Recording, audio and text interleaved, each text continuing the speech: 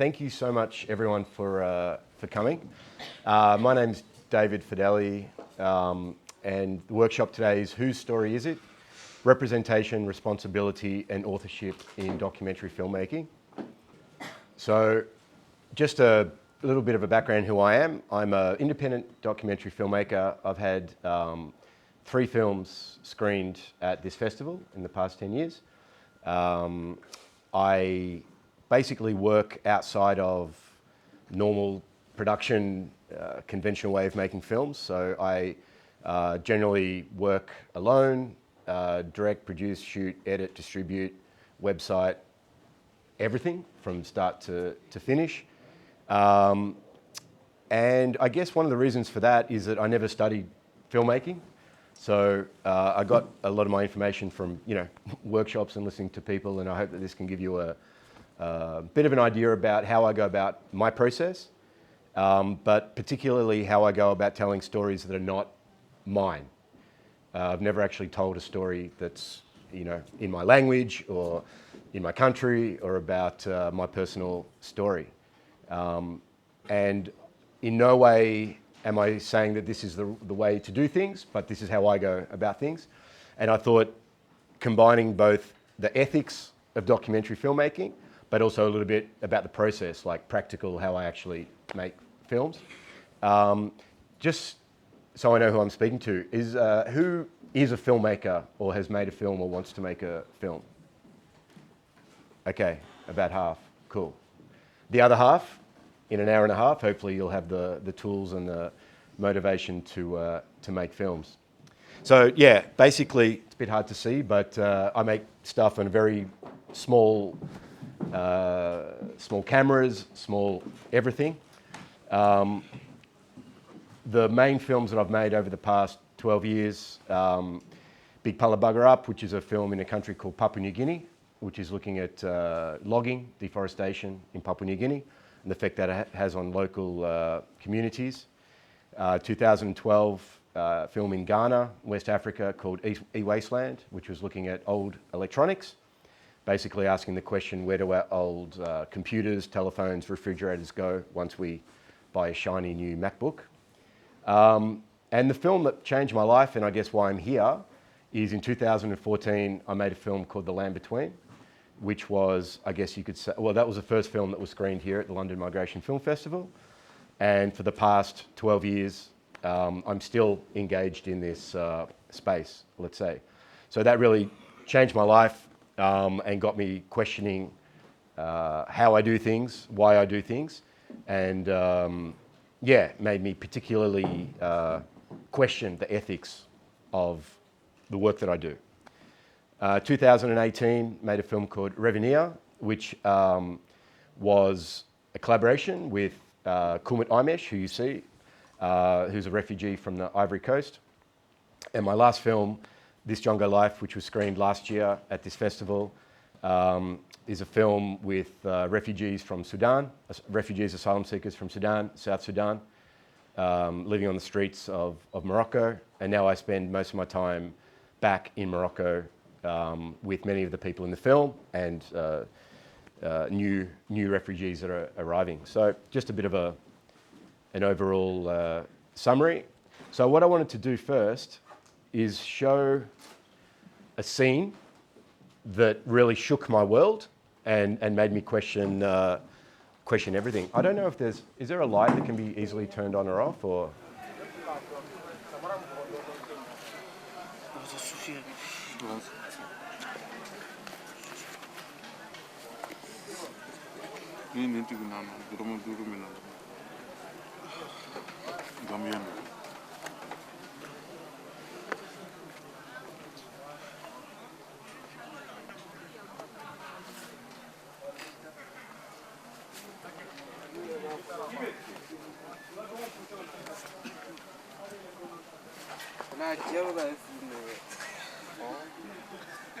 Buta fere du ta uga fere.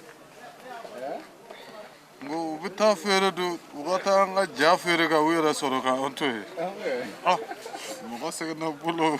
Allah. Abi nga ja de ko goni. Bata na.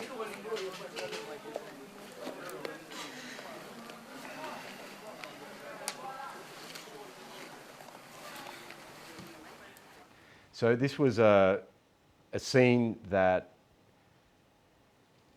I don't speak the language. I've never made a film in a language that I understand. So at the time that I was filming this, I didn't know what they were saying.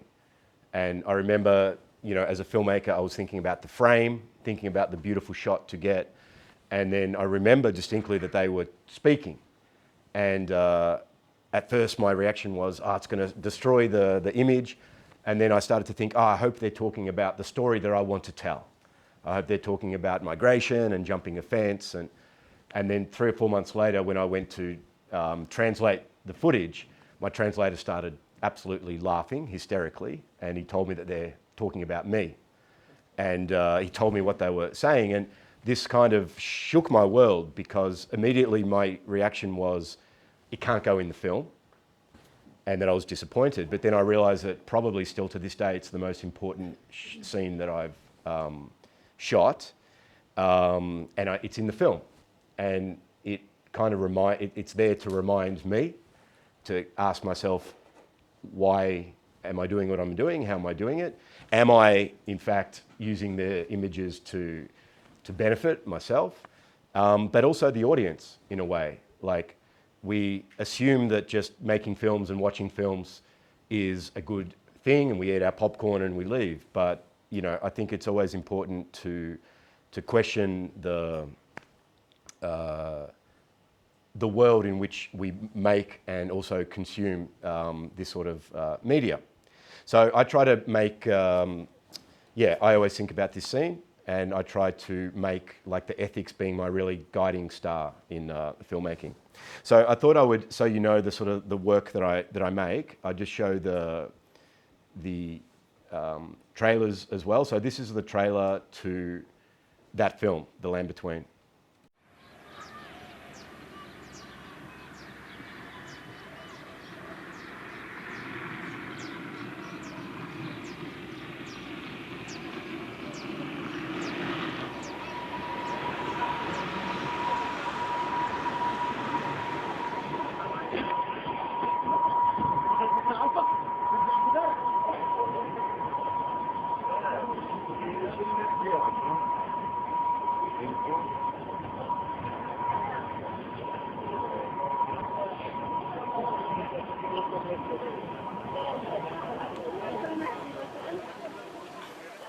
Amboyro ka jada ya jatimna club bajul ibe kumo kono ya iba biko ifa biko idogo ni koro biko idum biko kibi jawru bego kana war kama bo vraiment emma saka tira sura ka gela ko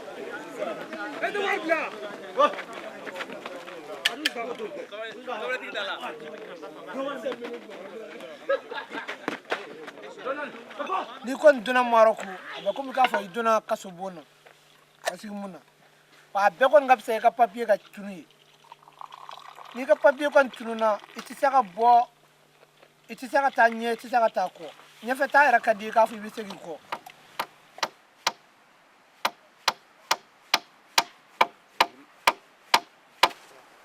Tage ibul gayele no ni vitani ibul gayele ka play quoi oui elle est à la oui merom na Espagne ka surana ni rakati mem malika mais andi saka do ka sab ga miteru be o miteru nunu vana bi ambugo ka ambulo blessé bi do singari bi do kunchi ni bugo bi ka dama dia bato.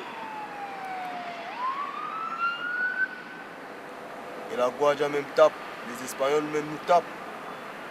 On t'attache avec les menottes par derrière, on te donne aux militaires. Les militaires sont obligés de te taper partout, tu ne peux pas te défendre, tu ne peux pas bloquer. Voilà mon frère mort aujourd'hui, c'est à cause de ça, on le fait sortir, attaché, taper, il est mort. Il y a aussi 3 qui sont à l'hôpital, ils sont en coma. On ne sait pas s'ils vont vivre ou bon, ils vont mourir.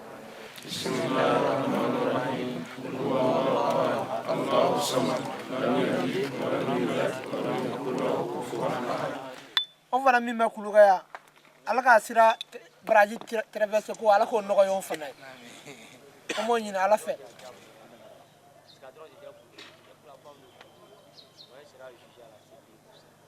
un truc qui s'est passé en longtemps. Maintenant, ils ont été proches de moi. So this is a film shot in Morocco in the mountains near the Spanish enclave of Melilla with mainly the community of Mali that were hoping to enter Spain by jumping the fence that you saw at the start. So that was 2013. That film kept me very busy for a few years. I was able to travel a lot with that film, but I was also challenged a lot about whose story I was telling, how I was telling it, and I guess I was not confident in my own, in myself. And it took a lot of years to want to enter this space again, but I didn't want to enter in the same way. I wanted to think of a new creative way to tell stories. So I worked in collaboration with Kumut Aimesh, who was my translator on The Land Between. He's a refugee from the Ivory Coast. And so we made a film together in which he went back to the African continent. He was in France as a refugee, and he went back to film, to retrace and film his own journey. And this was my way of creatively thinking how to tell these sorts of stories.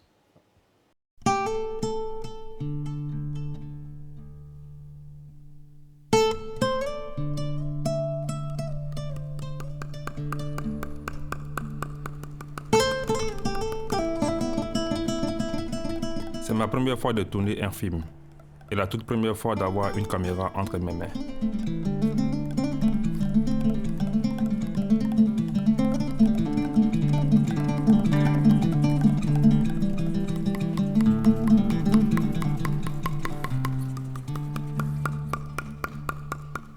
Quand j'étais forcé de fuir mon pays, je n'aurais jamais pu imaginer à quel point la route pouvait être si difficile. Et je n'aurais jamais imaginé que j'allais marcher sur le sable du désert, que j'allais traverser le désert à pied.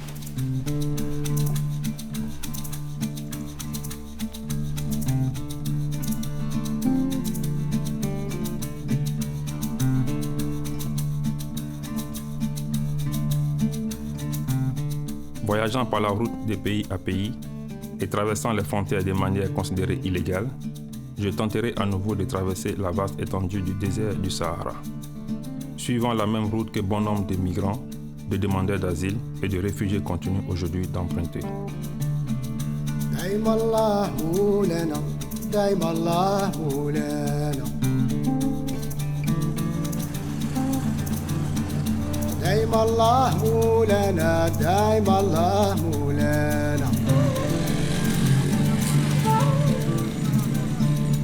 Donc je crains que je sois vraiment mal compris, que je sois kidnappé ou arrêté, torturé, et qu'on cherche à comprendre coûte que coûte. Franchement, c'est ma grande inquiétude.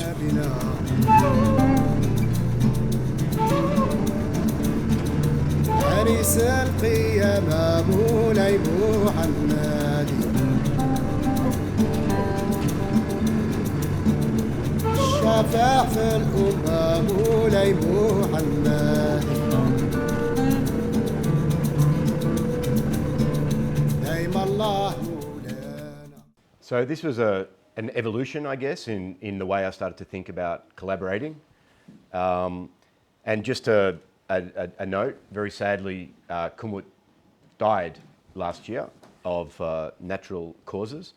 The irony, he finally got French citizenship and could return to the Ivory Coast as a free person, let's say. And he had a stroke and died.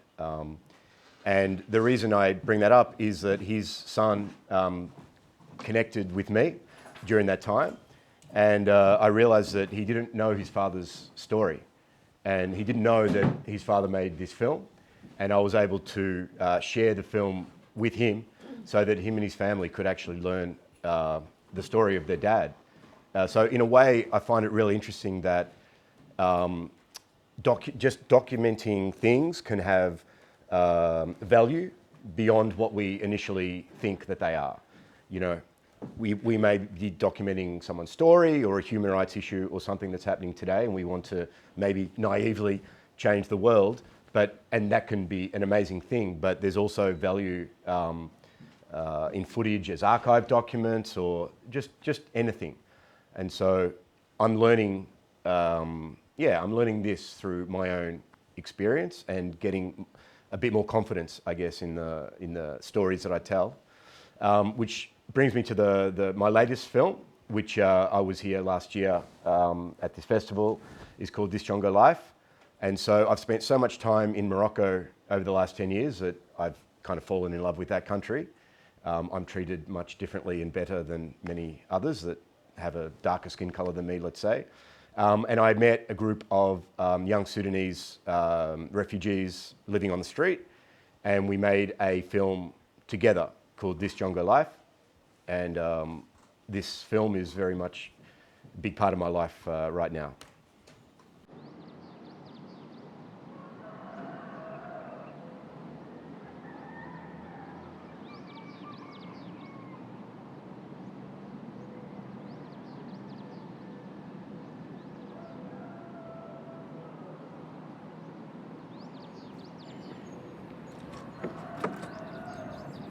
دي البلد اللي كنا قاعدين مريين فيه، واليوم سوف أسافر منها إن شاء الله بإذن الله تعالى. لو ربنا رفع القدم إن شاء الله سوف أسافر يا أصدقائي الجميلين. الناس اللي قال أنا خلينا فلوكة زي ده كده بس. 5 نفر هنا ده بالفلوكة ده 5 نفر ما بودينا.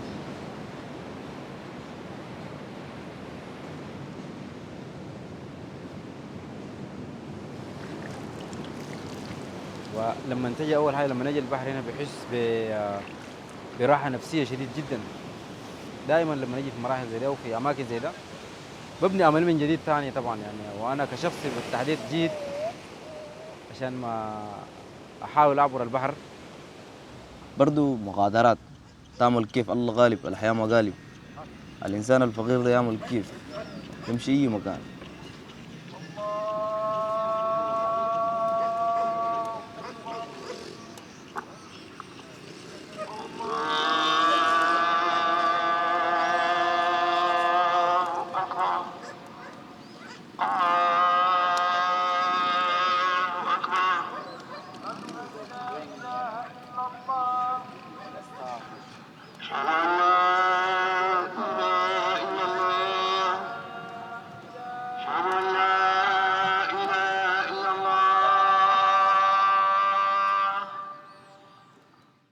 So that was a bit of a long intro, but I thought I'd show the trailers so you had an idea about what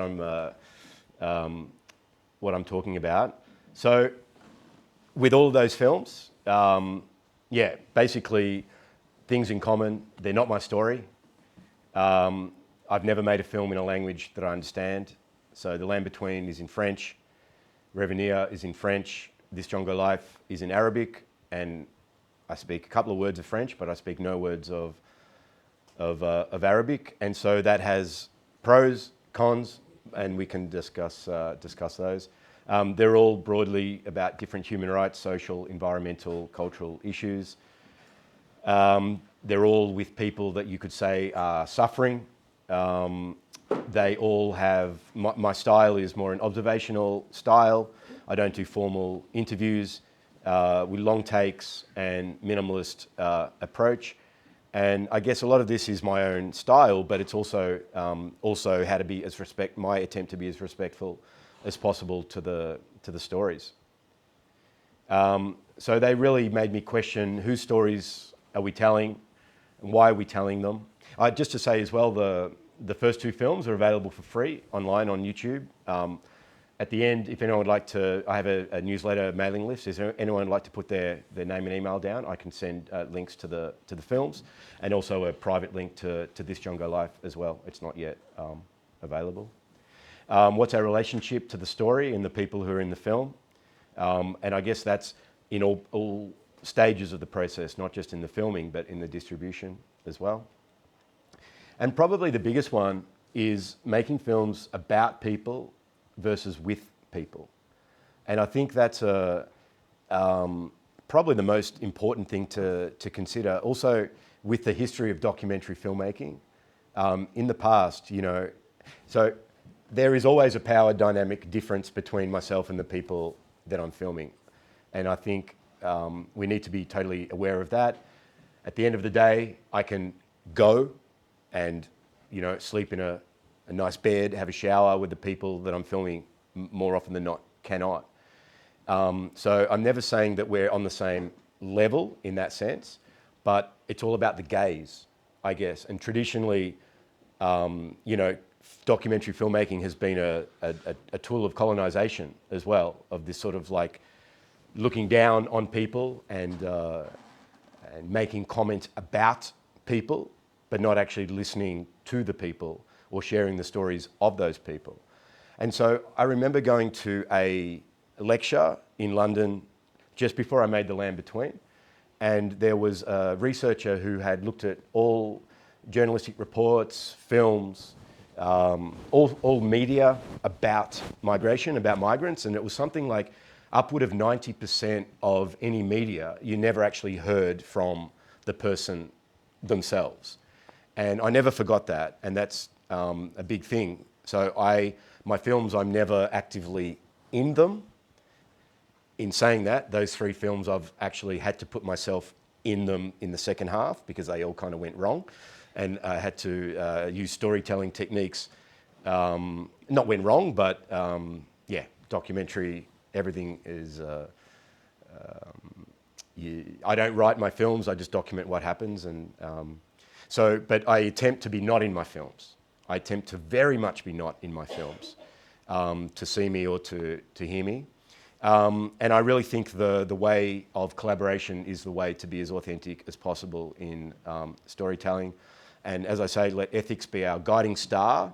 I don't want people to leave here thinking, I'm never going to make a film because it's all too hard and it's too ethically hard. No, if we make the ethics being our guiding star, I think that's the way to not just make good films, interesting films, but more importantly is to develop relationships and ongoing relationships. And I always feel that in anything we create, the process is far more interesting and important than the end product. Like, I would hate to make a film with or about someone and have them unhappy with the film, and me traveling to show this film knowing that it's either not a good representation or they're not happy in what is being presented. So I think it's almost worth not making a film. I wouldn't show that film in that way. So for me, even if the film is not as good as it could be, I think that the relationship is more interesting and important than the end product, because films can come and go, but relationships really is what this is all about, particularly when you enter the life of, let's say, vulnerable people. If anyone wants to put their hand up and ask or criticize or challenge, feel free.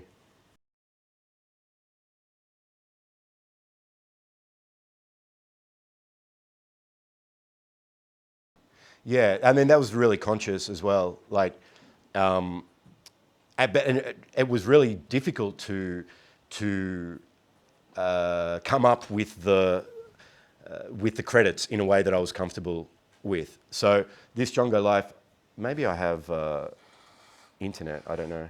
But I thank you for bringing that up. I'll show the website that shows the...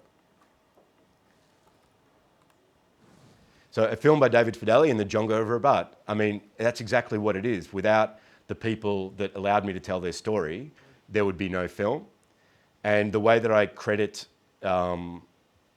this film is that I am the director, and there's an assistant director, Abu Bakar, who is the main protagonist of the film. But without him, he was my way into the community. He was an English speaker, so he would address the group, and we made the film together. And it didn't seem at all right not to credit him in some way. Was he part of that community, or was he? Yeah, he was. He's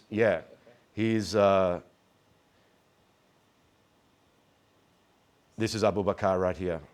Yeah. So he's the main protagonist of the film, and we would get together to discuss, for example, how we're going to make the film. So my films also, I have no authorization. In Morocco, you need authorization to make films. But I would never get authorization to make these sorts of films. So I make them in a... Oh, well, I wouldn't get authorization. They would never allow me to make the film. They would say no. So, I'm sorry? They chased you away. They took your equipment. Yeah, in the land between, I was arrested with a camera.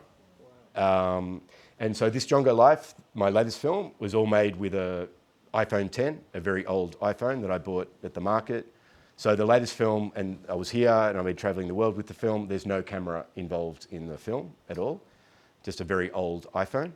And also I was getting footage from some of the refugees themselves, sending them to me. So it's probably 90% my footage and about 10% their footage.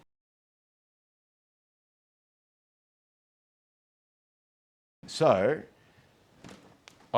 so this is my filmmaking bag. You don't need, I mean, you don't quite literally need millions of dollars or anything. I filmed with a camera, with a phone. I recorded sound with this Wireless Go 2, and which I've got one on me now. They're amazing. They just record to themselves.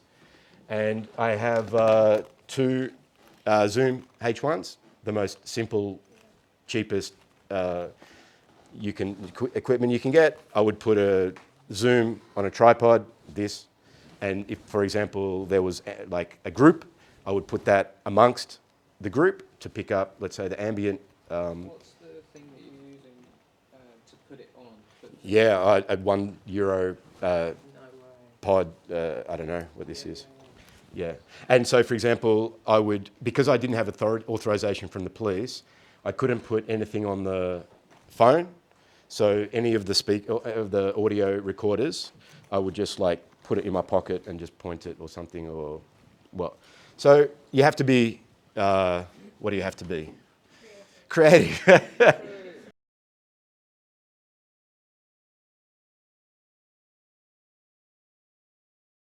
Yeah, so this photo, that's DaVinci Resolve. It's free. Everyone download it if you haven't already. If you're looking for free, amazing software, download it. Everything I do is in DaVinci Resolve. The syncing I do in DaVinci Resolve. It's really difficult to sync, to be honest. But if you have to make a film in a clandestine way, you have to come up with creative ways in which to work. This is Sufyan. He's my brother who helped me with a lot of translation. So anyway, this is, perfect question, because this is what I'm talking about with this slide. You're probably going to go on to that. No, it's absolutely perfect. So,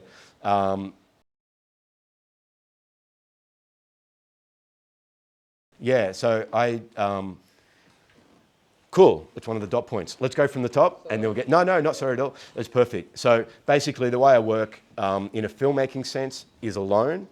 It's very much in collaboration, but the filmmaking, I guess, and the gear and the equipment, even Revenier with Kumut Imesh, you saw at the start, he had 2 cameras and a small computer. I sort of bought all of that and trained him a little bit in the fundamental or the rudimentary aspects of filmmaking. So very minimal equipment, small as possible, and the phone is super, super interesting because it, we all have one, or most of, even my Jongo friends on the street, some of them had a phone. So I would also, when I was with them, if I went to the market or come back in an hour, I would just leave my phone with them. And so for them, me pulling a phone out didn't have really hardly any effect. So yes, when you're there filming, you can affect what's happening in front of you, but the smaller it is and the smaller you are in the sense of numbers, so I'm always by myself. If I was with 4 or 5 people, I could both not make these films or make it, but it would not be anything like this. So authorization, permission, as I say, I don't get authorization, but in Morocco, they use that as a very effective way of censoring films, because to screen a film in Morocco, you have to get a visa, and to get a visa, you have to have the authorization to make the film. So if you don't have the authorization, you can't get it screened. I'm getting around that through kind of secret screenings and things, but I can't get a festival in Morocco, for example. So money payment is more about do I pay or how do you pay, or so I don't, and I'm changing in my attitude towards this, I guess. So I really don't pay, I've never like paid people to either be in a film or to tell their story. When I was making The Land Between, I had an assistant, Reda, a Moroccan guy, amazing guy, he was my brother, and every time we were in the forest we would be together, and we would bring sugar, we would bring tea, we would bring, there were kids, so we would bring like colouring books or, you know, things that aren't money in the sense of you're asking someone to do something for money, but I don't think you need to also have this idea that you can't be human and empathetic at the same time. And I guess that's the balance in any of these projects. I hardly ever film. I hate filming people in suffering circumstances because it just doesn't feel natural to me. It feels the opposite to what I should be doing. And so I would say that I help 99% of the time and film just when you have to. But I never feel that I have some right to film. I would never film if someone asked me not to. I would never film if someone asked me to stop or something like that. But I think we need to be human in the way that we deal with things, and we can also help not before but after, let's say, or during. So when we would bring tea and sugar, it was not to pay, it was so we could sit and drink tea together, for example. And so more participatory things rather than sort of... The problem with money and payment is a few things. One is that it could potentially, like you're paying someone to act, to tell you what they think you want them to tell you, which happens a lot in documentary filmmaking. And also it sets a precedent where anyone else that comes to make a project or even just to come, there's this expectation of being paid. So what I do, I consider it cinematic journalism. So I take stories that would be normally told in more journalism, and I try to make cinema. I make a film, I make beautiful images, I hope, that with time and spending time with people. The funding is that I self-fund my films because I'm lucky enough that in a past life I did something other than filmmaking. I'm a construction manager and builder, and I worked in that industry for 15 years of my life. So I self-fund my films. Revenue, I did a crowdfunding because that involved a lot more cost. But for me, the self-funding, if you can, or asking your mum, or like getting money from somewhere rather than a fund, for example, is all about being independent. And for me, independence is where you can be ethically strong, because you can control what you do with your film. You can control how the film is made, how it's distributed. You ultimately have, like for example, I put my films online for free.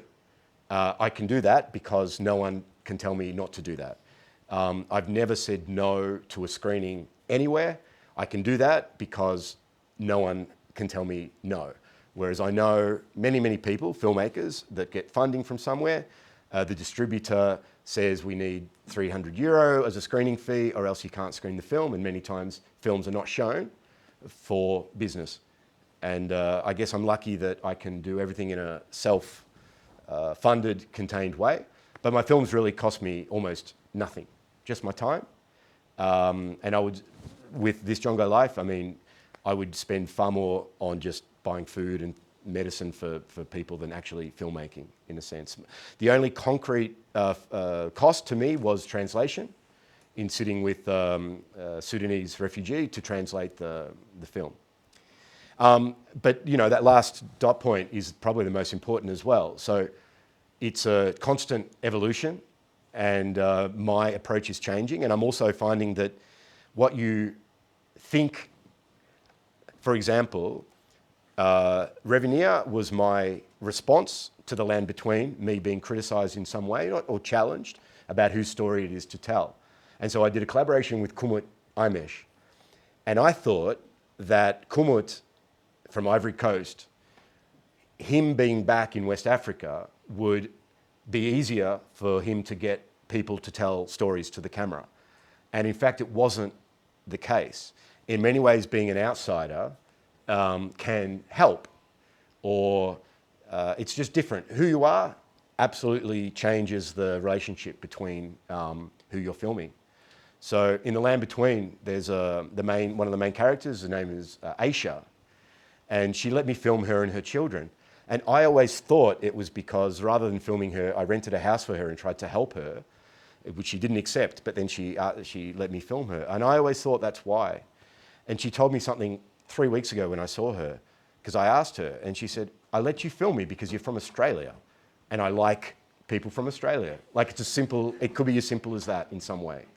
So sometimes who you are, if you're from an ex-colony, for example, it could be a different response if you're not, or anything. So it's very interesting, and I think it's always important to be flexible and to think about your approach in every film. So a film now that I'm thinking of making, if I make a new film, is with Sudanese refugees, but women and children, which is a totally different thing. So I bring that up because if I make this project, I'm going to have to think totally differently. I can't show faces, for example, and many other things. So do I do animation? I don't know, do I make an audio documentary rather than film or something? So I think every circumstance has its approach. So ultimately, everything is about our relationship between us and the people in our film, particularly when we're entering in the lives of vulnerable people. It's all about trust, it's all about collaboration.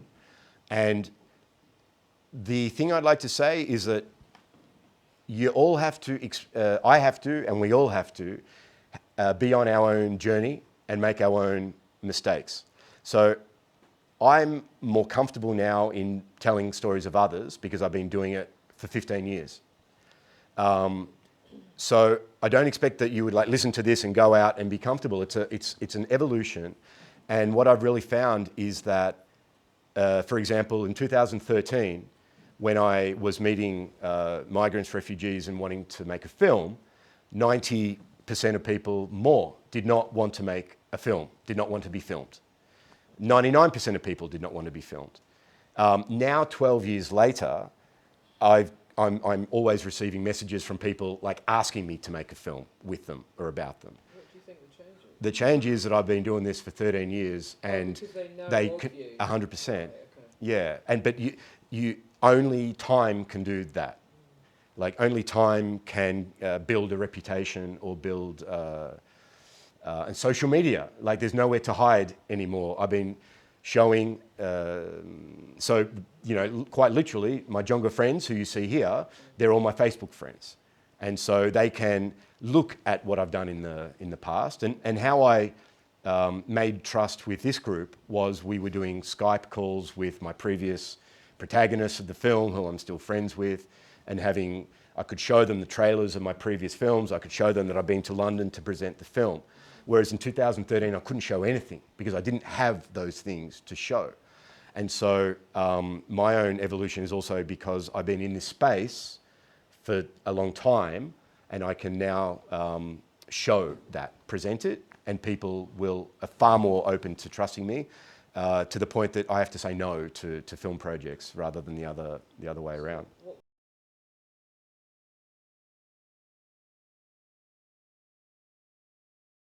Yeah, perfect. So The Land Between, it's filmed in one particular forest, and there were about 15, maybe more, ethnic groups, country groups. Côte d'Ivoire had a ghetto, Gambia, Mali, all of West Africa had their separate ghetto in the forest. And I wanted and I tried to approach all of the communities, and they all said no. But the community of Mali said yes.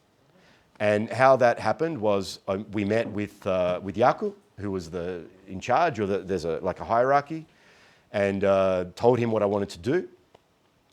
And he said, come back in 3 days, and I'm going to have a meeting with the community, and we're going to say yes or we're going to say no.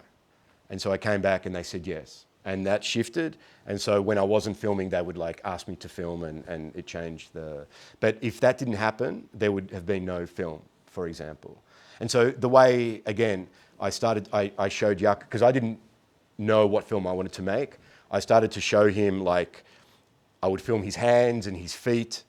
And then the next day I'd bring my computer into the forest and show him what I shot the day before. And then he would be happy with that. And then I started to film face, for example, and show him. And then he would be happy with that. And then it sort of became an open film. So in the way that a journalist kind of sometimes steals, not that there's anything wrong with journalism at all, but sometimes, you know, a journalist may only have a day or 2 days, whereas I can have 6 months. And so a journalist may have to come and not leave without a story. And so sometimes, you know, they could use like steal stories perhaps, or steal images, or but that's not what I want to do. I want to present the face and the people as honestly as possible. So that's about being, yeah, authentic. There is no such thing as objectivity. It's definitely through my lens, even though it's as small as possible.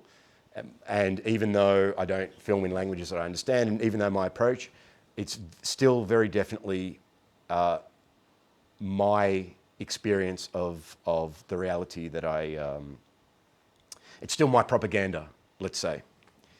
So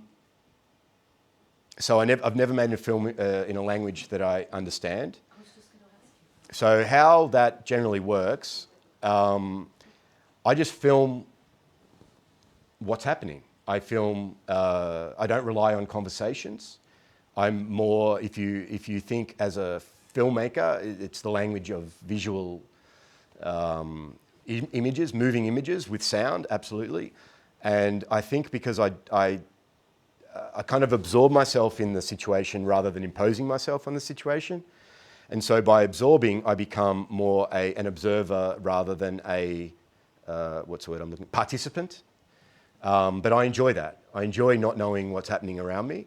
And I find that can be a way for this kind of white guy to be a bit more invisible in these circumstances. And so, yeah, observation versus participation. So my films are more observatory. And I like that the dialogue of what people are saying becomes the dialogue of the film.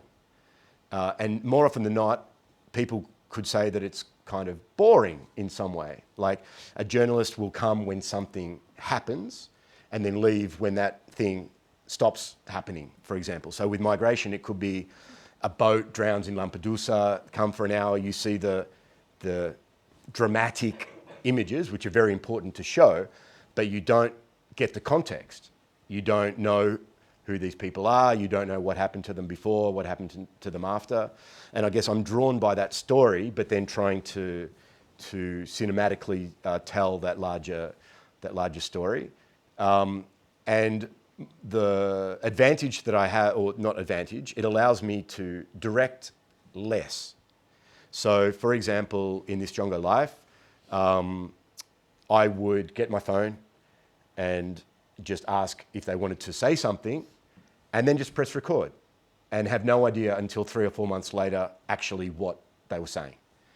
And there's a big risk in that because you don't know what you're getting, and it's the opposite of how you're told to make films. I guess I make films in the opposite way of how you're told to make films, with questions and story and things like that, which is nothing wrong with that. It's just not my personal approach. And so what I find is that perhaps you get a more authentic words and speech because you're not directing it. You're not asking one question and then following up with another question, which is kind of making the film that you want to make. Whereas more often than not, the film is far more interesting if you let it happen in front of you. And this is always about telling stories that are not your own, I guess. Yeah, and so my basic principle is show, don't tell, in which language is not essential. I find that by holding images and not quick cut, not Mr. Beast cuts, you can actually observe the scene and make a deeper connection. And I always feel that the audience finishes or completes the film. We bring our life experience, we bring whatever we did that day, we bring anything to the images that we're seeing, and we kind of tell the story in our own minds in a way. And so I find by using images, it empowers the audience to be more active and engaged in the watching, which perhaps can evoke more of an emotional response.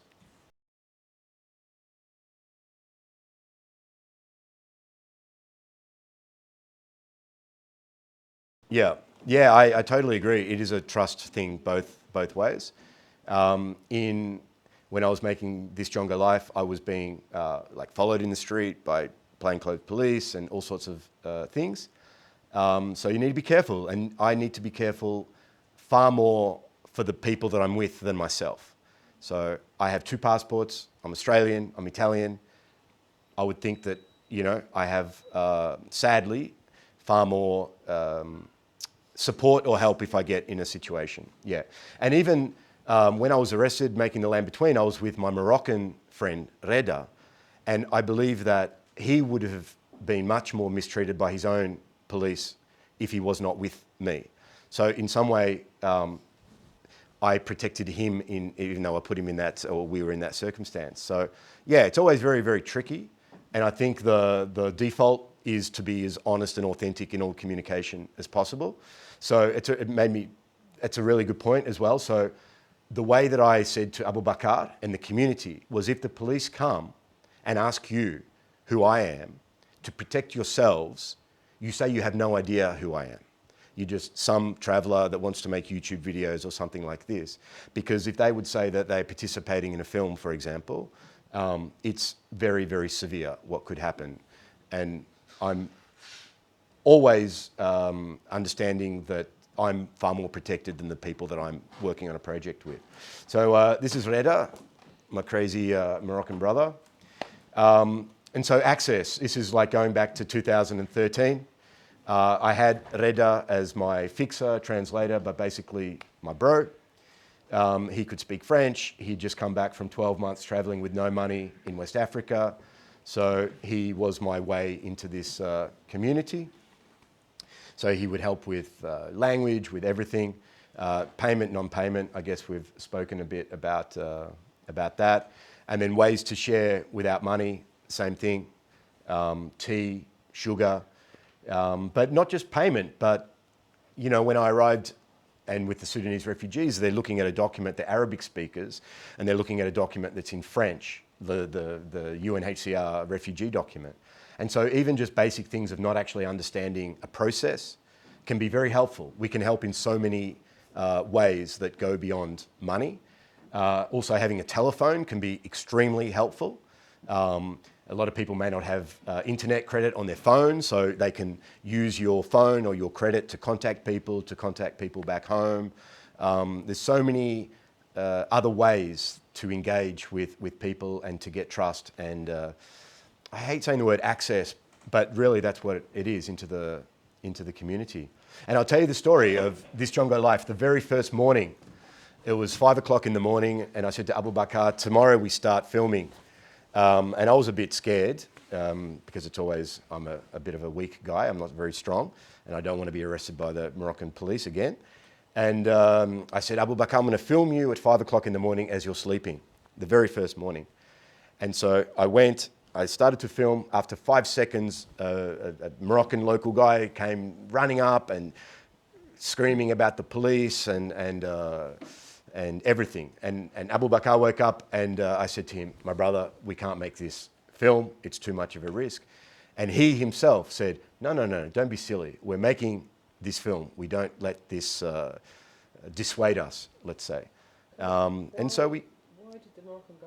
What, was he saying the police were coming? No, he was not wanting... I mean, these are hidden stories that these are stories that, are hidden, that so he didn't want it to be... He didn't, to be told, mistreatment and things like this and actually Abu Bakar, if he was here, and I was hoping he would be here, he's in London today, today in the sense of now.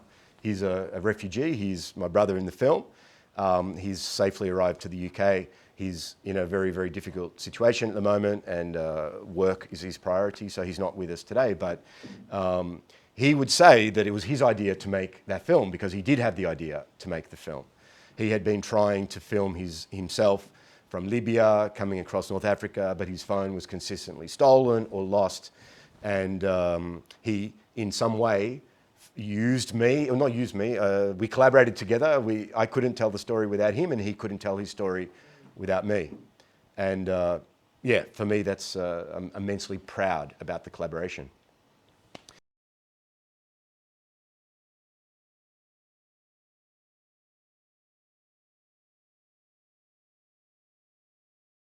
I guess what I'm, just to first say, so I guess I'm talking about the films that I make, which aren't in war zones, which do allow me to have time, the benefit of time, which do allow me the benefit of like forming relationships and trust.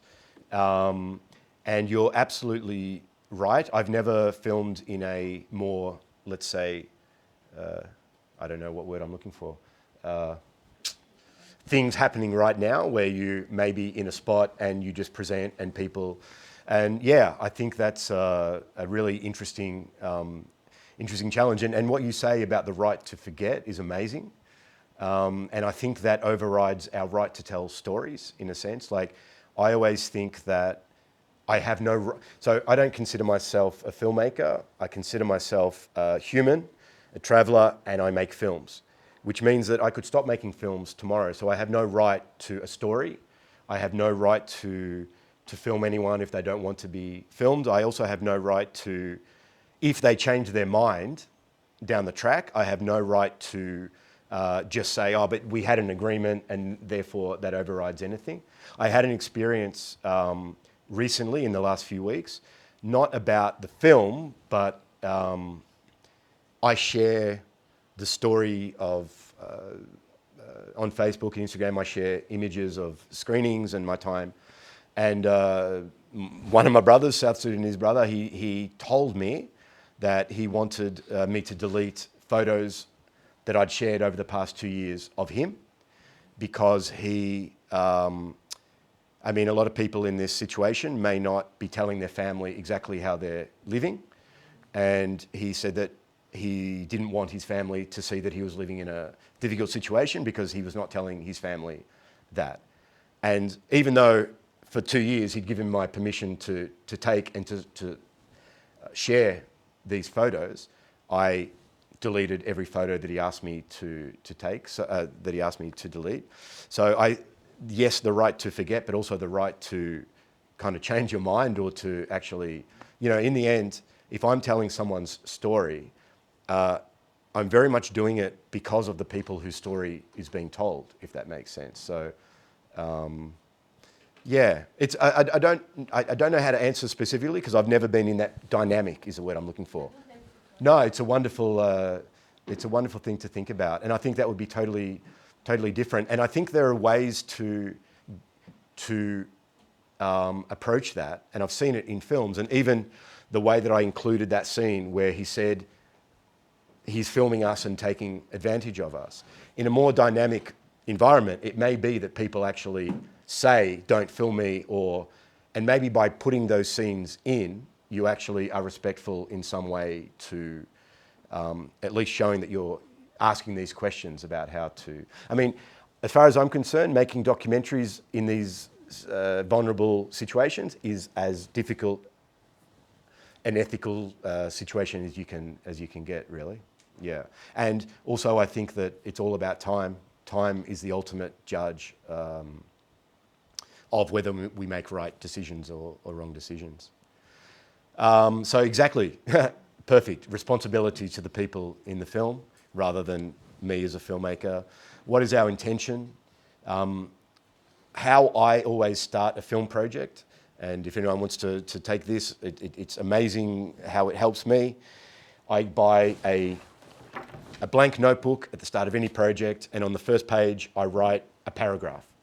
And I write why I want to make this project, what I'm trying to do, because ultimately in every film I've ever made, I get totally confused.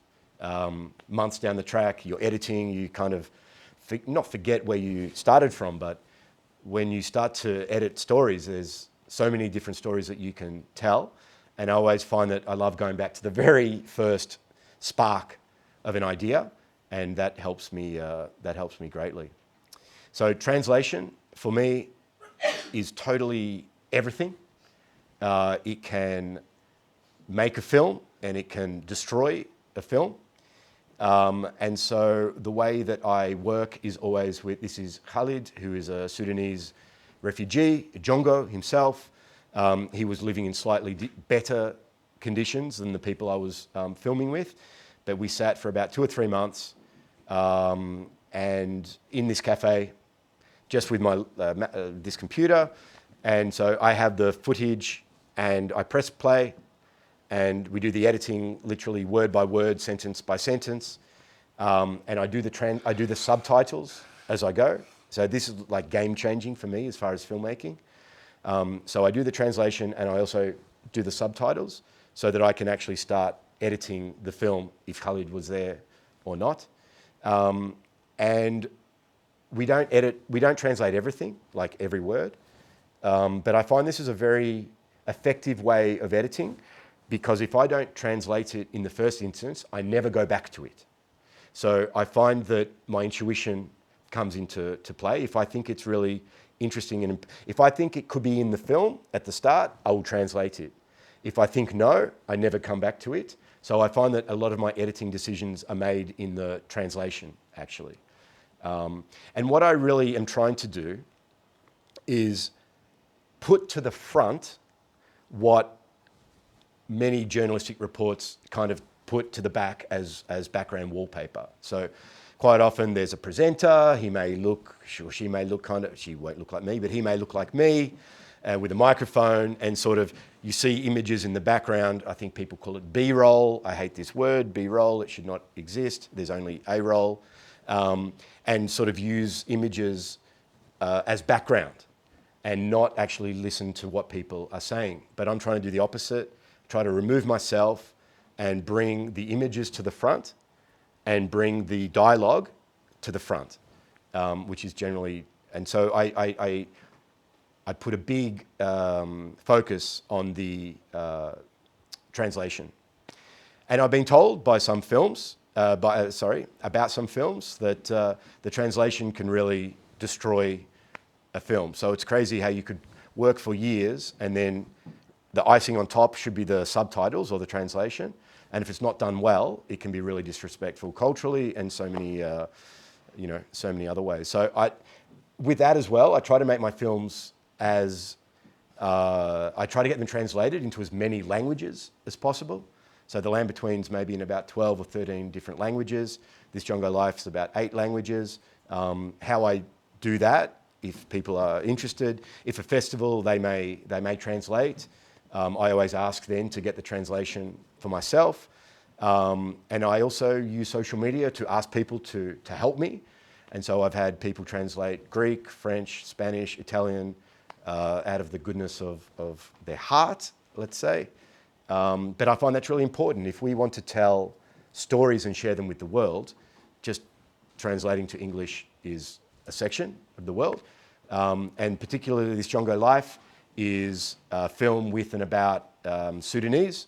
The language is Arabic. There's a part of the film in English.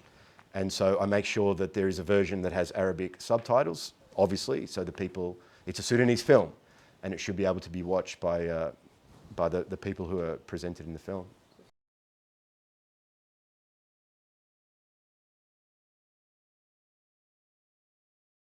So, for example, a Polish film festival may select a film, and depending on the budget of the festival, but I would share a SRT document, a format of like not Word, not PDF, but .srt, which you can then put into VLC player and things like that, and it creates subtitles. So there's this thing called a time-coded transcript. So for every film, at the end of the film, I transcribe everything into English, and there is a format which SRT loves, which is like every sentence, like 000 to 5.8 seconds, 6.2 seconds to... So you can send that, for example, to a film festival in Poland, and if they have the budget, they translate to Polish. In that instance, the translation is outside of your control, but as much as possible, I like to, because I'm a control freak, also control the translation and the subtitles.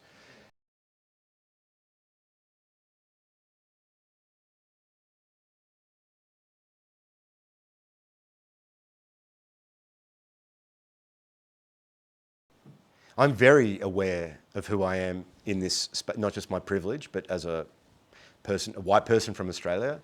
And I guess all of this is trying to be as respectful and rigorous culturally and historically and as possible.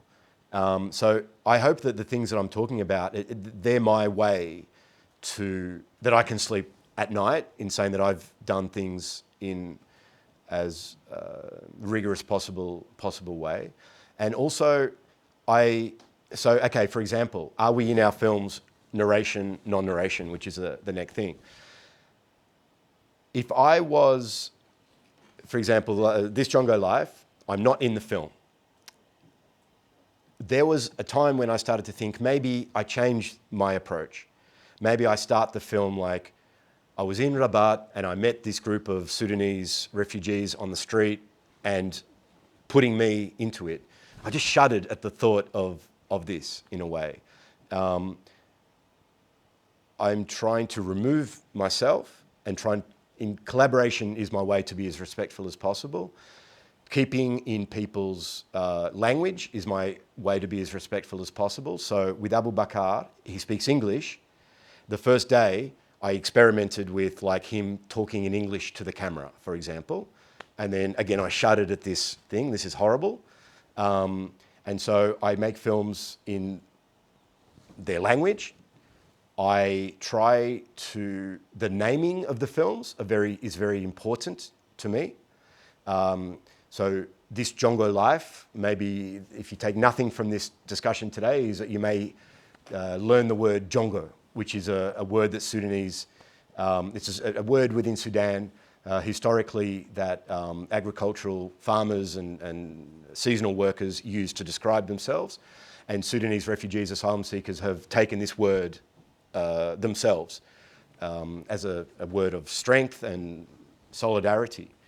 So that was the naming of the film, This Jongo Life, came up a lot because Abu Bakar would say to me often, this Jongo Life. And so it's me trying to be as respectful, I guess, as well in the titles. Not that it was from the African continent, it was from Papua New Guinea, but the film that I made in Papua New Guinea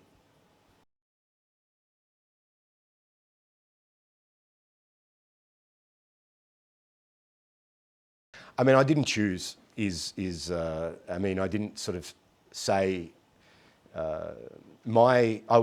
if going through my journey, Papua New Guinea, a country very close to Australia, and ex-colony. The title of that, Big Pala Bugger is in Tok-Pisin, the language of Papua New Guinea.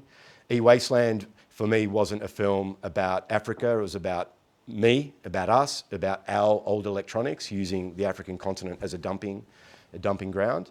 And then The Land Between, I was inspired by seeing an image of a fence separating Europe and Africa, or Melilla and Morocco. And for me, it was and is a film about borders, about European borders, about control. And I guess that just opened myself up to the next two films that I made in wanting to continue in this space and not turn my back on these sorts of stories. And then This Jongo Life happened by total accident. I swore to myself not to make another film. And I was in Morocco because I like Morocco. And by total accident, I met Abu Bakar and I met the Sudanese refugees on the street. And together, it was actually their idea initially to make this film. So I'm not really consciously doing this. It's just how my life is organically moving. I now spend most of my time in Morocco with, as I say, I have two choices. I could turn my back and make a project about something that I know nothing about and start again, or keep going a little bit deeper in, if you think of it like an archaeology kind of search, like going deeper. And I'm very conscious, like most of my stories are stories of men as well. And if I do make another film in this topic, I hope that it will be telling women's stories as well, because they're very underrepresented in these sorts of films. So yeah, it's just I'm in this world. I'm strangely, very strangely for me, because I'm a guy from Australia. I'm a million miles from my own reality. But I can now talk so much more about Morocco and European border controls in Africa than I can about issues in my own country in a very strange, it's also strange to me. Yeah. Okay, so keeping, also being independent is a way that you can keep the film as you want it to be. So if you work with a production company or someone else or a financier, they may say we want a 58-minute film or a 72-minute film or a 30-minute film. I don't have any of those constraints, so the film ends up creatively as I feel it should, and I have total control over what film is shown. I always show what I can in the process with the people that I'm making the film with. So this Jongo Life, I was as much as possible showing the rough cut to the people in the film, to Abu Bakar, to Ayman, to the Jongo, as much as possible to get their approval, let's say. Yeah.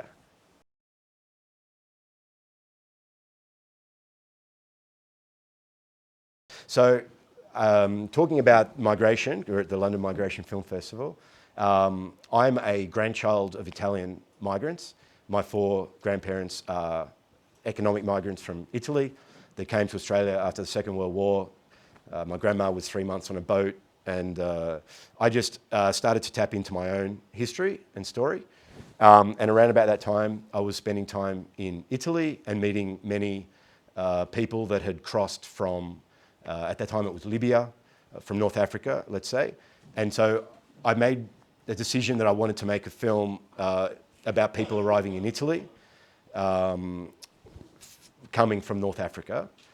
But the more I thought about it, I didn't want to make a film about someone like telling me their story in retrospect, like, and then I crossed, and this is I wanted to actually film the reality. And then by almost accident, I saw this image of this fence, which was by Médecins Sans Frontières, Doctors Without Borders. They were in Morocco. They were starting to become a bit more political, and they were showing a lot of the suffering in North Africa, in Morocco, in these forest areas.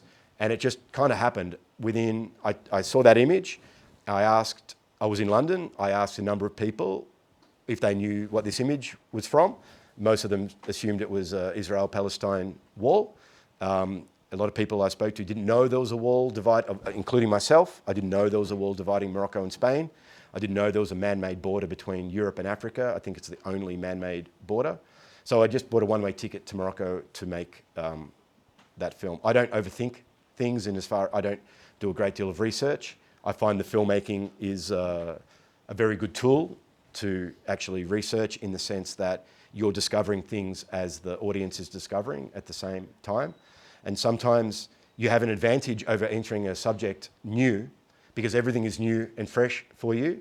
Whereas now I've heard sort of so many similar stories that sometimes I'm not shocked by stories that should shock me sometimes.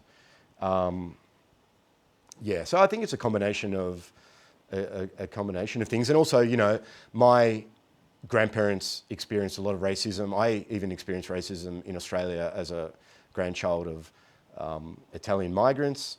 And now, you know, my grandparents are seen to be, or that era, like heroes in some way. And for me, these people are heroes. And I'm trying to, you know, who does society put as heroes? Generally, it's not people sleeping on the street, refugees. I'm trying to give them the platform. So for 78 minutes, we can actually be in a room really close to people that most often society don't want us to know exist a lot. And in saying all of this, I hope it's not coming across that I know anything about anything. I have absolutely no idea if this is a good approach.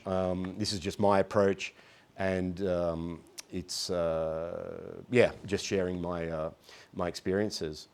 So then the next step is, okay, you made a film, you've shot a film in a language you may not understand, you've spent months translating, editing, you have a film.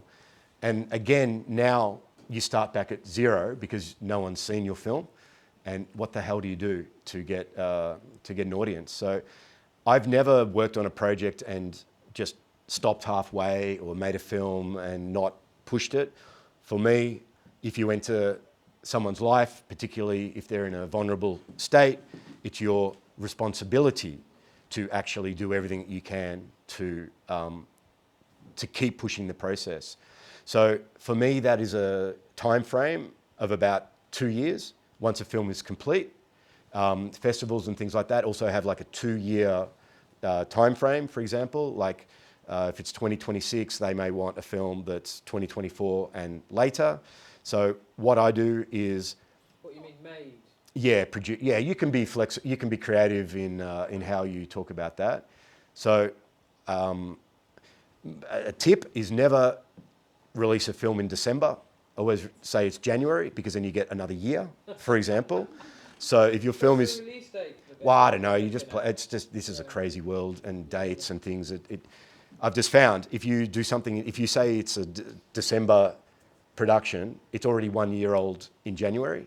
So don't say that. Just say that it's the next year, and no one, and other things. So there's about a 2-year process. I am bound by rules of festivals, which I don't always like. Every festival has different rules. Some of them won't let you put it online, others will. Some want it to be a premiere, others won't. So I dance around the rules. And then as soon as I can, my films are for free online, which is also my philosophy of producing, creating and sharing, and having as least barriers as possible between people actually watching your film. So all my films are for free. It kills me that This Jongo Life is not for free yet, but I just have to play this game a little longer. But then there's... Why is that? Well, because festivals have rules that... It's going into a festival? It's been screened at dozens and dozens of festivals, and also there's also a very... we need to be responsible to the people in our films after the film is made. So, like, you know, what someone said before, you may be filming someone in an environment as much as possible. We want to not as much as possible. We do not want to put anyone in danger because of the film in the screening stage of it. So by making something free online, it means anybody could watch it. So that could be about timing. So timing is a lot. Like, it could be that you don't release a film until someone is in a more safe and secure environment. And that can be a deal arrangement between you and the person. They may say, listen, and it happens to me all the time. I have many people in Morocco that want to tell their story, but now is not the time, because it may be detrimental to their health, their situation, even their claim for asylum or something like that. So timing is kind of everything. It may be that people feel in Europe, for example, if they reach a different place, a place of safety, then they're more happy to share their story. So how do you find an audience? It's really hard. It's really, really hard. I have a huge Excel spreadsheet. I commit my life to finding festivals all over the world. I have 95% rejection rate, probably higher. But you've got to keep going, because you have a commitment to the people that are in your film, and you believe in your film, or else you would never have made the film. So I find that outside the festival circuit is probably where the majority of my interesting screenings are, with local organisations, NGOs. There are groups in the UK. For example, there's About Migration, obviously. I'm often contacted by activist groups or other groups that want to screen the film, I always say yes to everything. I have all these versions available. So I find it really important that everything's organized. Like in Dropbox, everything is there. So you can send links, send posters, have everything ready, have the transcript ready to go so anyone can translate it, have posters, have photos, go on every other film website and see how every other film does it. Set up a website. I do the website for free using Hostinger or something. It's amazing. Drag and drop, Instagram, all that sort of stuff. As much exposure as you can. And as much as possible, I attend screenings or do a Zoom discussion or something like that. Because for me, a film in some ways is an excuse for people to come in a room and start to have a discussion. And the magic can really happen in the discussion in many ways. So this is in Rabat. These are some of the guys in the film. We're watching the film together. This is 3 weeks ago at a screening in Berlin, and I was in Morocco, and we did a Zoom Q&A, and the audience could actually ask the people themselves in Arabic the questions and could respond. And for me, these are doing things in an independent way can make your life very rich. This is nothing to do with filmmaking or production, but this is just life experiences, and for me it's a very rich life in some way.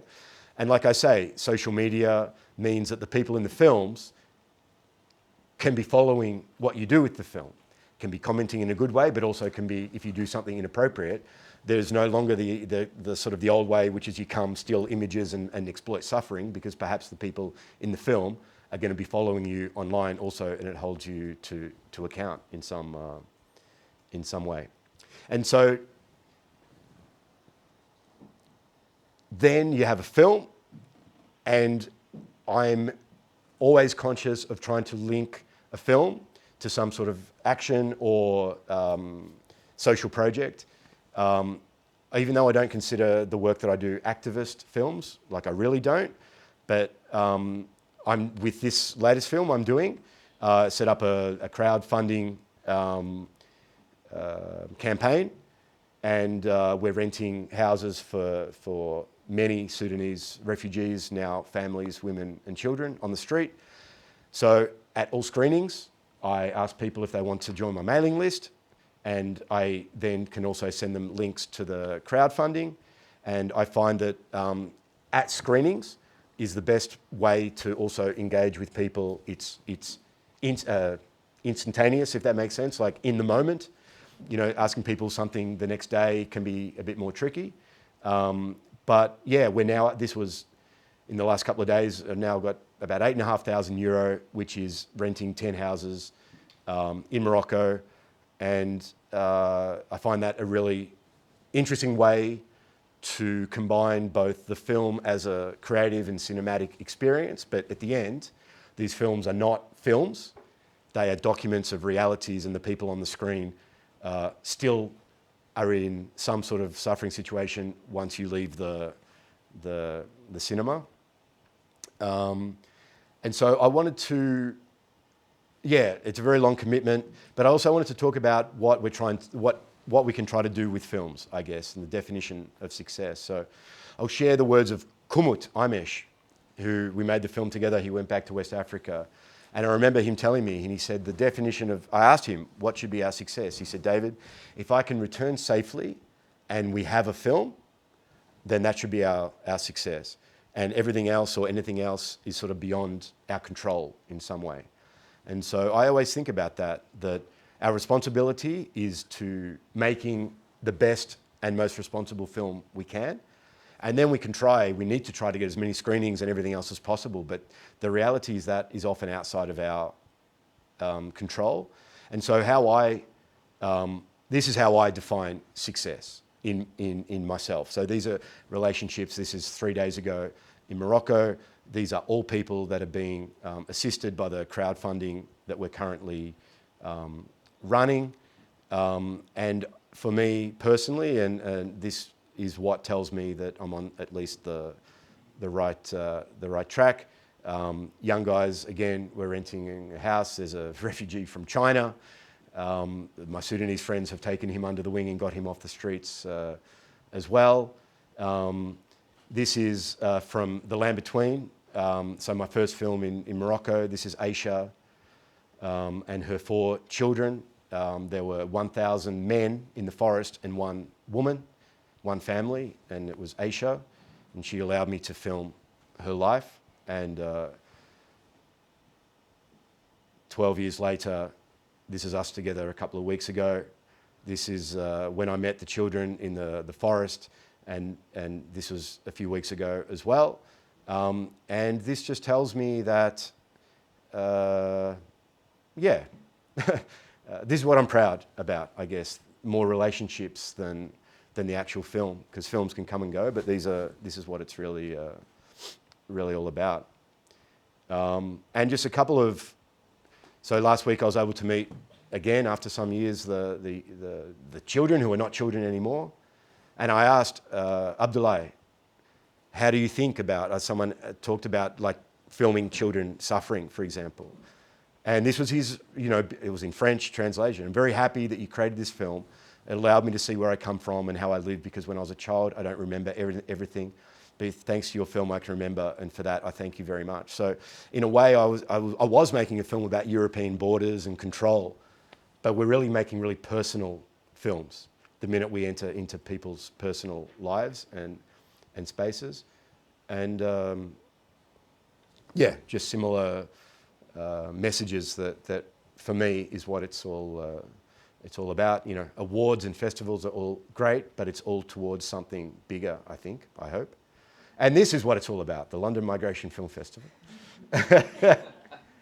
So this was 2023. This is the day I met, this is Abu Bakar here, and this is Abu Bakar, Ayman, Rebka, Saddam, Shaybani, and this is the day I met them on the street. And I posted on Facebook on this day that I'm not going to make a film, and 2.5 years later I'm here after making a film, but it was not my intention. I just met these young guys. I was drawn so much to their spirit. I said to Abu Bakar, if we make this film, I do not want to make a film about suffering. I'm not interested in making this film.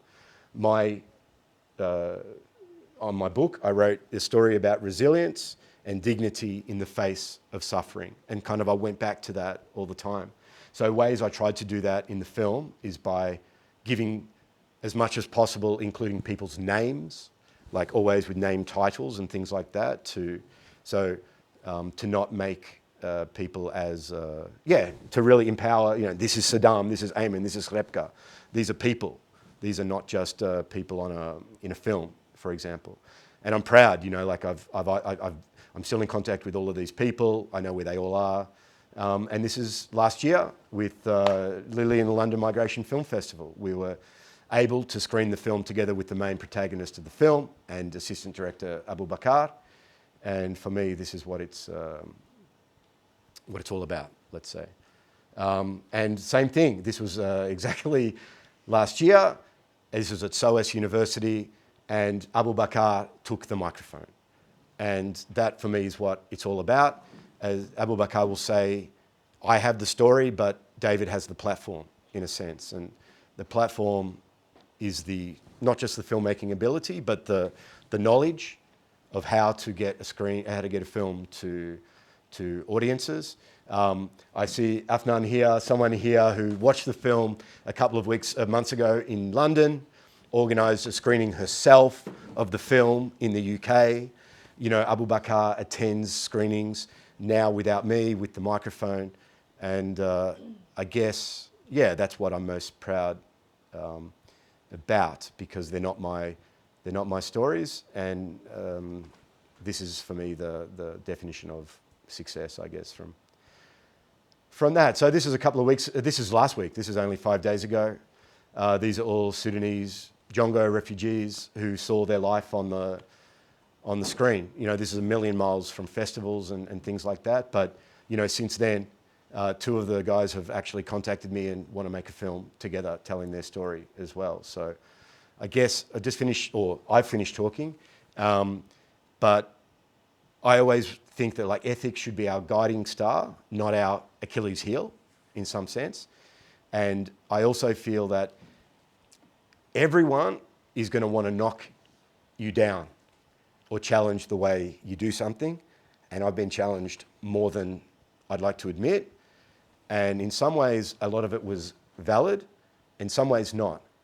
And I believe that if we do something with the good intention and the good spirit, because everybody asks me at a film screening, what are you trying to do with this film? Why you make this film? What's your motivation? And it's, for me, both a great question and a kind of horrible question at the same time. Because, not horrible, but more often than not, something, if you make something, if you create it with a good conscience and spirit, you'll find an audience. And it will be different to what you anticipated. And all things may present themselves. You may find that, like with Kumut, his family was able to find out about his life through making this film. And I could never have imagined that. So people will question us and challenge us. And I think it's important for us to question and challenge ourselves, but also to be strong. But I also think that that strength must come with time. And in some way, when I was able to meet Aisha and the kids and get this kind of liberated me in some way. After 12 years, I was able to think, you know, the people in the film actually appreciate the fact of how I've done things. So that's pretty much my words. I have a very dry throat. I don't know, yeah.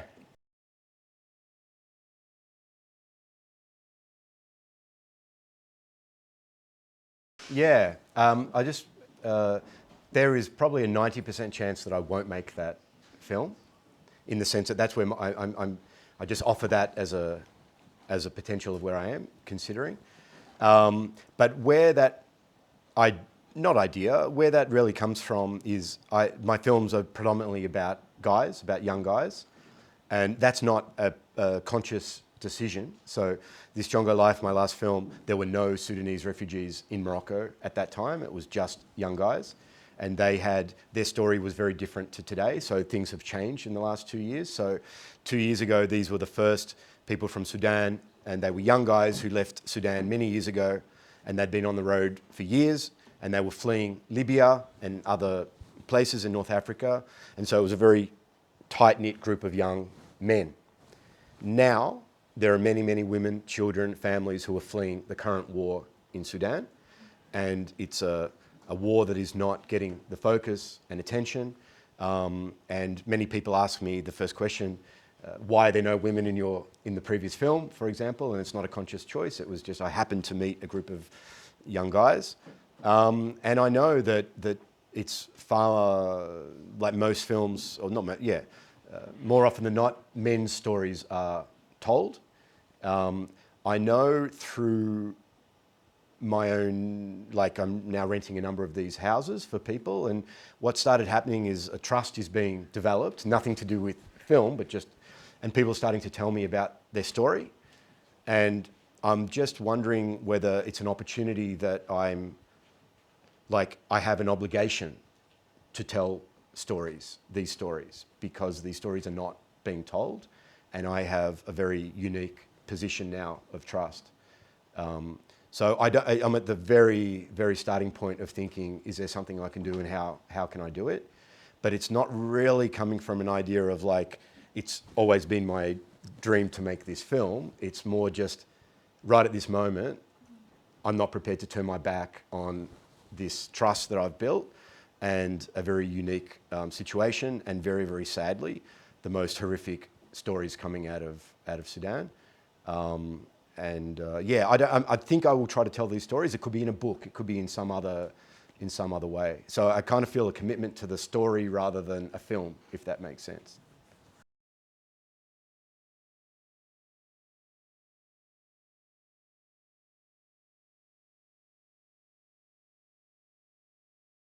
Amazing, thank you so right now I've got a young Sudanese filmmaker friend, Jongo friend, and he watched this film, and he's filmed his own journey from Sudan the last 5 years. He's been filming himself. He has edited his film. He's finished a film on his phone. Wow. He narrated the film. He filmed it and edited it himself, and he shared it with me a month ago. and we're currently reshaping it, and it's his film. Yeah. It's not my film. But yeah, I mean, amazing. And maybe I should say, in this Jongo life, I tried giving my phone to people to film, and it just didn't work.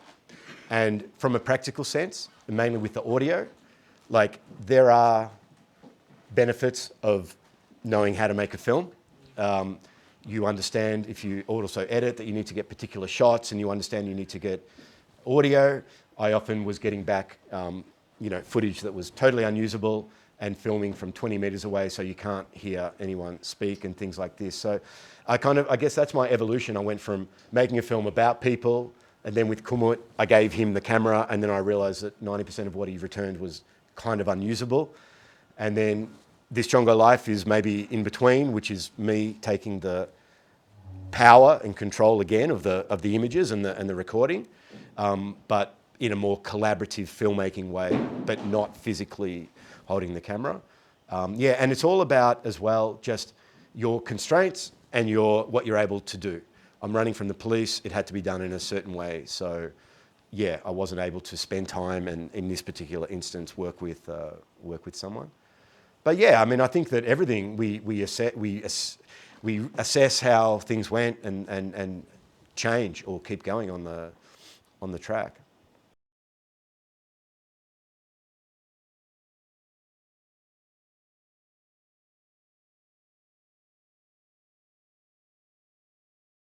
I'd probably swear out loudly first. Like that would be hard. I guess it all depends on the stage of the film as well. Like if you're still in the editing, then you absolutely can go back in and make changes. Even this Jongo Life, the film, which I'd love to share with you if you're interested to watch it. The film was finished, and Abu Bakar asked me to put something in the film 9 months after the film was finished. And so that's a great question. What do you do if the film is finished and your co-creator asks you to add something or change something? With Revenir, with Kumut, some of the best parts he asked me to not put in the film, and some of the not as good parts he insisted went in the film. And so for me, I did everything that he asked me to do. But yeah, I mean, it's far more difficult when the film is out, released, and let's say on YouTube or online or something like that. I haven't had that situation occur. And I mean, I don't know the answer to what I would do if the film was out and released and someone, because you kind of can't unrelease a film in some way. Oh, I guess you can. You just take it offline or something like that. But I guess if you try to do your best in the process, it minimizes the chances of that happening. And as much as I say, like I've been in, like with Aisha, she's my sister, and for 13 years we've done everything together, and the kids, I've been in constant contact. So it wasn't just we reunited a few weeks ago. Yeah, it's really hard. It's really, really hard. But I mean, that's what when you enter people's lives in this situation, it just opens up these things. And I guess if you use your ethics as the guiding star, then you just have to do the best as possible. That hasn't happened to me in that sense.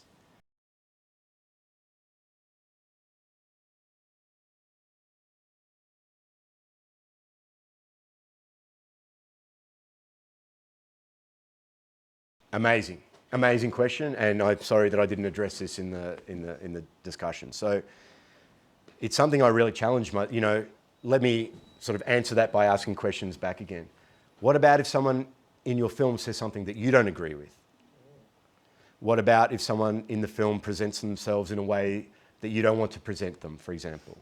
Or what about if someone says something that you know is a lie or not true? Where is your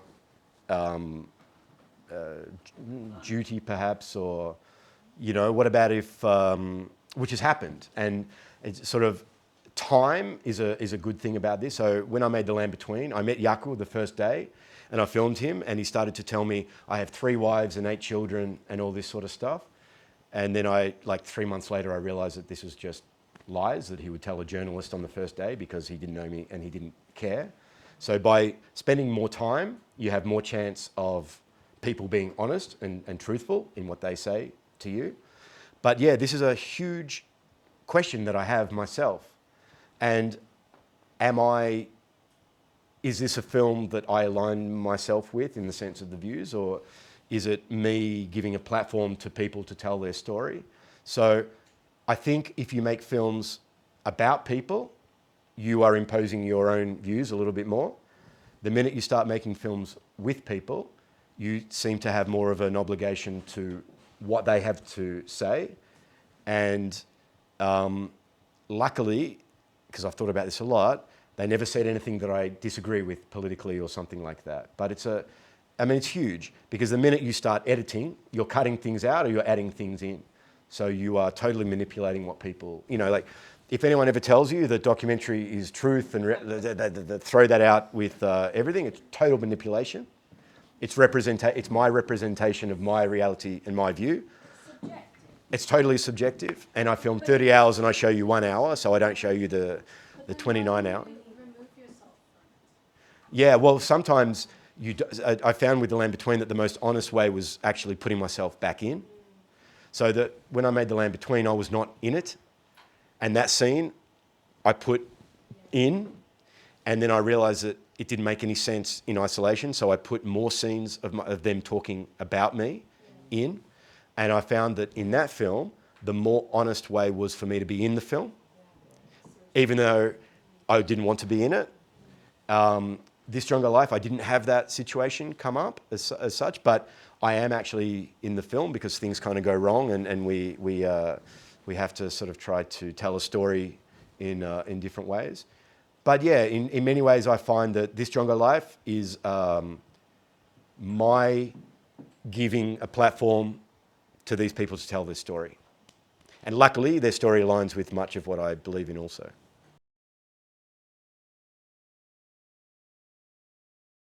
In This Stronger Life, I don't have much footage at all, but normally, yeah, for example, The Land Between, I might have 30 hours or 25 hours or something like that.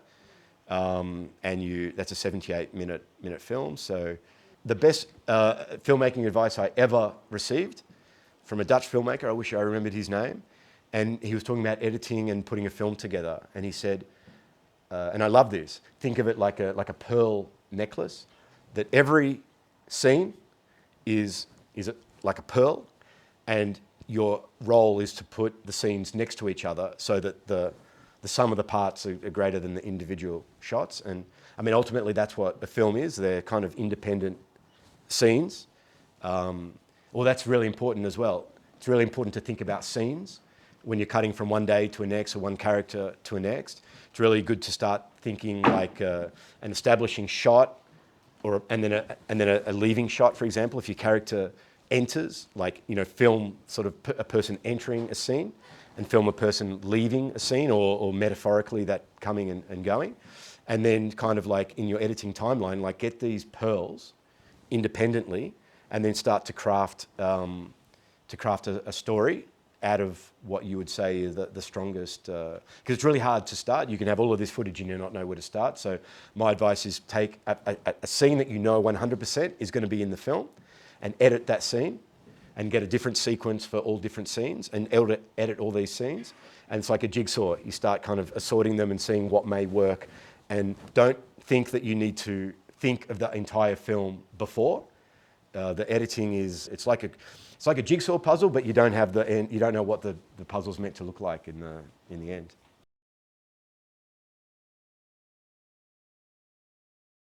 Yeah, so I do it basically like day 1, day 2, day 3, day 4, like days in chronological order, numbers and letters in chronological order.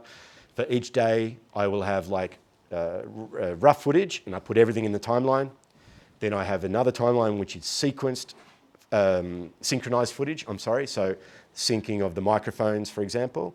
Then I have another new timeline, so I copy that, and then I do the subtitling or translation timeline. So I've already got like 3 timelines. Yeah, and they're all in.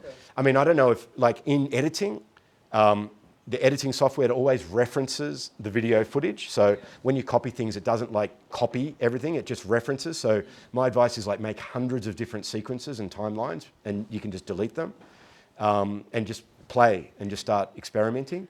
So I'll have original footage, synced footage, translation subtitles, and then I'll have like like a work in progress, drafts. I never, like every single day, I save it and I call it the date in chronological thing, like never delete anything because you don't have to. And ultimately you're like, oh shit, 6 weeks ago it was better than what I've come up with now. So you can go back and actually reference things. But the most important thing in editing is being organized before your very first day. Have your folders, because the editing software always references the footage in folders. And if you change the location of your footage after, it will never know where the footage, you can always find it, but it just saves a lot of, and my advice if you're ever editing your own film is to edit as you're filming. So again, nothing to do with ethics, but just filmmaking. The decision is, is my voice going to be in the film or not? So if your voice is not going to be in the film and you ask a question, there needs to be a space between the end of your question, for example, and the start of the answer. You don't do things like, yes, over the top of people. So if you're trying to like capture audio, make sure there's a space before and after, let that space go and shut up as people are talking. And the best advice I have about, I mean, even though I don't interview or about this, is ask something, let someone answer, and then just let the uncomfortable silence occur and don't say anything.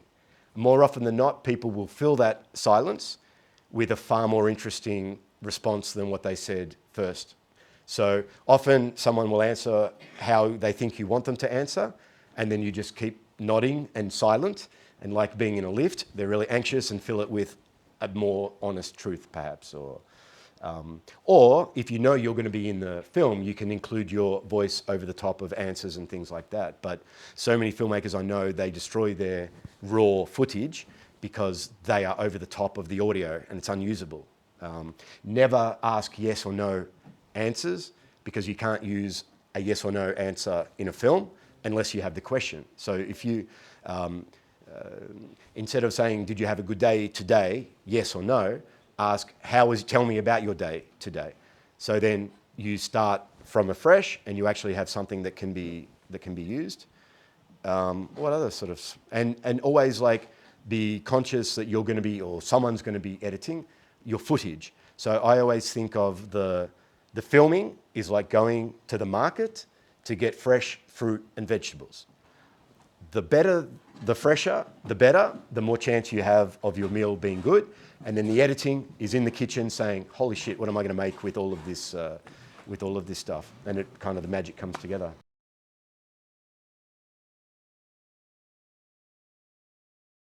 Not in the editing, but I always show people what I've edited and go back and, I mean, I guess when I say no, it's because editing is an actual technical skill. And so no one I've ever worked with knows how to edit. But I mean, I've sat with, I'm always sitting with the translator and editing and things like that, but never actually editing per se. And there's some advantages to editing your films and there's some disadvantages as well. I mean, the advantage is that you make the film that you want to make. The disadvantage, and there is plenty, but is that you're so close to it that sometimes you don't want, so I don't know if you've heard this word, kill your darlings. So basically it's really hard, if you know that it took you a lot of effort to film something, even if it's shit, you may put it in the film because it's like, well, I spent 8 hours walking in the desert to get that. Whereas an editor will just say, that's rubbish, and not put it in. So sometimes having that distance, or even having time, like go to edit 4 months later, you're going to be less close to the footage, and try to think that you're editing someone else's film, basically not your own film. Like imagine that someone's given you these rushes or this video and you're making a film for them, whereas the difficulty doesn't come into it, or what you had to do to make that shot or doesn't come into it, just the strongest footage possible. And I guess the reason I do it is I'm outside of a system and I just sort of, it's just how I live my life pretty solitary, and it's just an extension of that, I guess. And I also find that being myself in a group of people, not the editing, but the filming, it's like when you're with a group of people, other people, it dilutes that personal experience and trust. Thank you. Does anyone else have go and make amazing films about our own stories, about other people's stories, and yeah, good luck.